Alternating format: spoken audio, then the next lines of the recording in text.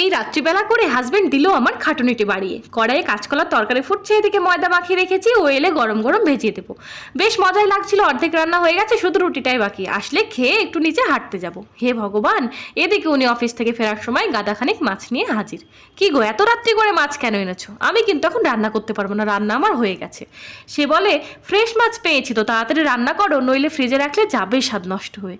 রাখবো, তবে একটি শর্ত আছে। কি? মাছের সাথে রুটি খেতে হবে।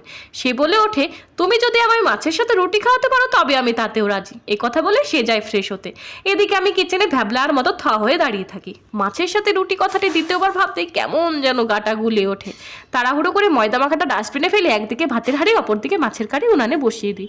রান্না শেষ করে ভাত বাড়তেই উনি বলেন, কি ভাত কেন, রুটি কোথায়? গরমে আর মাথা গরম করো না তো। কথাটি মুখ থেকে সম্পূর্ণ না বেরোতেই সদ্য ফ্রিজ থেকে বের করে রাখা ঠান্ডা জলটা ছেলে দিল আমার মাথায় ঢেলে।